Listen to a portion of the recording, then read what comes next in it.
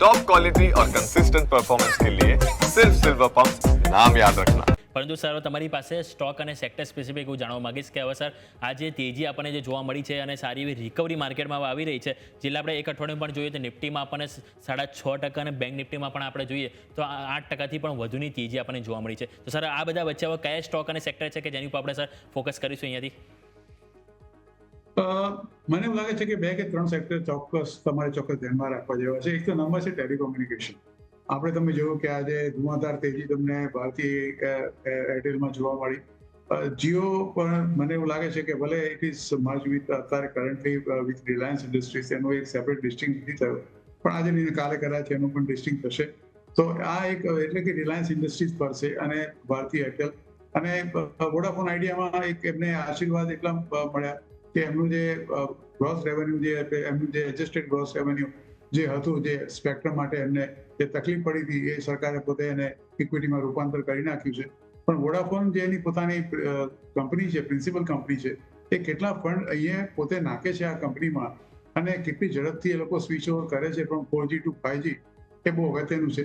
પણ આ બે કંપનીઓ તો ડેફિનેટલી સદ્ધર છે, મને એમાં કોઈ સવાલ નથી, એટલે એના પર વિશેષ ધ્યાન રાખવાનું. બીજું કારણ એ છે કે આ જે ટેલિકોમ્યુનિકેશન કંપની જે પોતે સેવા આપે છે એ અમેરિકા કોઈ એક્સપોર્ટ કરતું નથી. એટલે કાલે ઉઠીને ટારિફોની અંદર ગમે તે ટારિફના આંકડાઓ આવે 20%, 25%, 50%, તો ટેલિકોમ્યુનિકેશન કંપનીને કોઈ પે નથી પડવાનો. એટલે એ વસ્તુ that is one thing. Secondly, મેં તમને કહ્યું તે પ્રમાણે જે એફએમસીજીના 2 કે 3 મુખ્ય કારણો છે.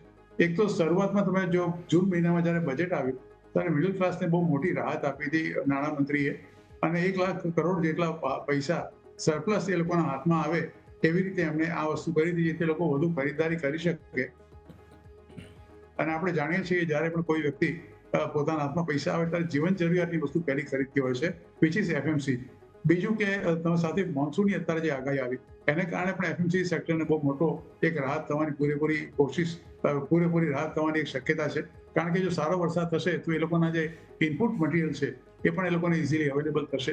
ત્રીજું કારણ કે જે રેટ ઓફ ઇન્ટરેસ્ટ અત્યારે ઘટાડ્યા, એટલે ઓટો લોનથી માંડીને હાઉસિંગ લોનની અંદર બધા ઘટ્યા છે, એટલે વધારાના પૈસા મિડલ ક્લાસ પાસે અને ઇવન લોઅર મિડલ ક્લાસ પાસે આવશે. અને હંમેશા સૌથી પહેલી ખરીદદારી એ લોકો જીવન જરૂરિયાત વસ્તુની જ કરતા હોય છે. એટલે અક્રોસ ધ બોર્ડ એવી આ કંપનીઓ જેટલી પણ છે, એમાં હિન્દુસ્તાન લીવર છે, આઈટીસી છે, ડાબર છે, ગોદરેજ કન્ઝ્યુમર છે, ઘણી બધી કંપનીઓ એની અંદર છે, નેસ્લે છે, બ્રિટાનિયા છે, ઘણી બધી કંપનીઓ છે. એ બધાને સીધો ફાયદો એની અંદર ચોક્કસ થવાનો છે. અને એને પણ તમે જુઓ કે આ જે ટારિફ વોર ચાલી છે એની સાથે કોઈ લેવા દેવા નથી.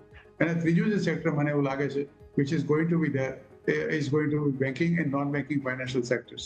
કારણ કે વ્યાજના દરો ઘટ્યા છે અને બહુ મોટો ફાયદો થવાનો છે, અને સ્ટાન્સ ઘટ્યો, ચેન્જ થયો છે, અને આજે જે ઓપન માર્કેટ ઓપરેશનથી લિક્વિડિટી પમ્પિંગ કરવાની જે એક્સરસાઇઝ આરબીઆઈ ચાલુ કરી છે, અત્યારે મોટાભાગની બેંક પાસે સરપ્લસ લિક્વિડિટી છે, જે આથી 3 મહિના પહેલા એ લોકોને ઊંચા ભાવે વ્યાજના દરે લઈને પોતાની લિક્વિડિટી મેન્ટેન કરવી પડતી હતી. ઓકે, તો અહીંયાથી આપણે 3 સેક્ટર સરે જણાવ્યા જેની પર ફોકસ કરીશું: ટેલિકોમ્યુનિકેશન કંપની, એફએમસીજી, અને ત્રીજી વાત થઈ કે આપણે બેન્કિંગ અને non banking finance. In depth સરે જણાવ્યું કે શા માટે આ સેક્ટર છે કે જેની ઉપર ફોકસ કરવું છે. આપણે અત્યારે 3 સેક્ટર છે કે જેની ઉપર આપણને આવનારા દિવસોમાં સારું એવું પરફોર્મ જોવા મળી શકે છે.